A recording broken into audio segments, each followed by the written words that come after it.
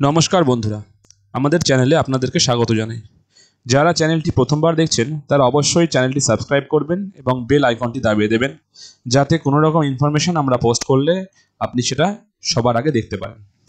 যাই হোক, আমরা এবার আমাদের টপিকে আসছি। ব্যাপারটা হচ্ছে, আমাদের যে এসএসসির ফর্ম ফিল আপ চলছে, সেই এসএসসির ভবিষ্যৎ কী?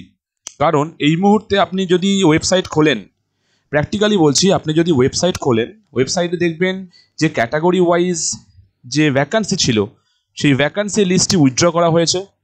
এর সাথে যে গ্যাজেট নোটিফিকেশান, সেই গ্যাজেট নোটিফিকেশানের লিঙ্ক দিয়ে যেটা ছিল সেটা উইথড্র করা হয়েছে। তার মানে ফ্র্যাঙ্কলি বলতে হলে এই মুহূর্তে গ্যাজেট নোটিফিকেশান কোনো রকম নেই ওয়েবসাইটে। তাহলে যে ফর্ম ফিল আপটা চলছে, এটা বলতে কি বোঝাচ্ছে? যে এই ফর্ম ফিল আপটাই তো তাহলে ইনভ্যালিড চলছে। তাহলে এই যে গ্যাজেট নোটিফিকেশান আপনি উইথড্র করে দিলেন, তাহলে আপনারা প্রথমে কেন এই গ্যাজেট নোটিফিকেশান ঠিকঠাক করে করেননি? মহামান্য সুপ্রিম কোর্ট তার রায়ে বারে বারে বলে দিয়েছিলেন যে 2016 সালের জন্য পরীক্ষাটা একদম 2016 সালের নিয়মে হবে, যেখানে টেন্টেড ক্যান্ডিডেটদের আলাদা করতে হবে, কারণ ওরা পরীক্ষায় বসতে পারবে না। কিন্তু কেন তারা একসাথে বসতে পারছে? আজকে তার খেসারতি কাকে দিতে হচ্ছে? আলটিমেটলি সম্পূর্ণ গ্যাজেট নোটিফিকেশনটাকে আপনাদেরকে উইথড্র করতে হচ্ছে। তাহলে ব্যাপারটা এখানে দাঁড়াচ্ছে যে আগামী সোমবার কোর্টে কি হবে না হবে সেটা দেখে হয়তো গ্যাজেট নোটিফিকেশনটা আবার আসবে বা কিছু চেঞ্জ হতে পারে। তাহলে এই যে ফর্ম ফিল আপ চলছে, এই যে 1.5 লক্ষের ওপরে ক্যান্ডিডেট ফর্ম ফিল আপ করে ফেলেছে, এই টাকাগুলোর কি হলো? আরও একটা বেশ মজার জিনিস, 2016 সালে যারা অলরেডি অ্যাপ্লিকেশন করেছিল টাকা দিয়ে, সেই প্যানেলটাই তো ক্যান্সেল, তাহলে সেই অ্যাপ্লিকেশনটাই তো ইনভ্যালিড। তাহলে সেই টাকাটা কেন ব্যাক করলো না সরকার? বা সেই টাকা দিয়ে আমাদেরকে, যারা 2016 সালে অ্যাপ্লিকেশন করেছিল, তাদেরকে এবার অ্যাপ্লিকেশন করার চান্স দিতে পারত সরকার। আমাদেরকে, মানে যারা বেকাররা আছি, আমাদেরকে শুধুমাত্র একটা টাকা ইনকামের সোর্স হিসাবে ইউজ করছে।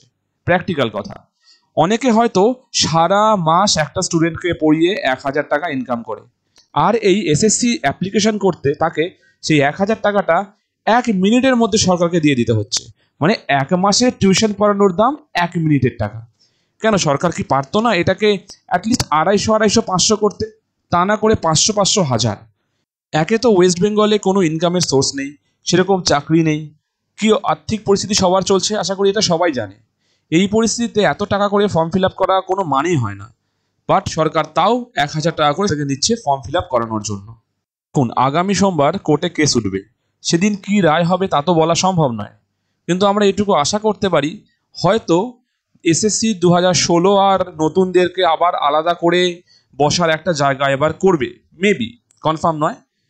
আর যাবতীয় যারা ফর্ম ফিল আপ করেছে, আশা করি তাদের এই টাকার ওপরেই, অ্যাপ্লিকেশন আইডির ওপরেই নতুন করে হবে, আর নতুন করে তারা কিছু করতে হবে না। এছাড়াও একটা জিনিস জানিয়ে রাখি, যারা ফর্ম ফিল আপ করছেন বা কোনো রকম ভুল হয়েছে, তারা আশা করি একটা কারেকশনের উইন্ডো পাবেন, সেখানে যার যা যা প্রবলেম সেগুলো আপনারা ঠিক করে নিতে পারবেন। যাই হোক, আগামী সোমবার পর্যন্ত আমাদেরকে ওয়েট করতেই হচ্ছে। আজকে এই পর্যন্তই, ধন্যবাদ।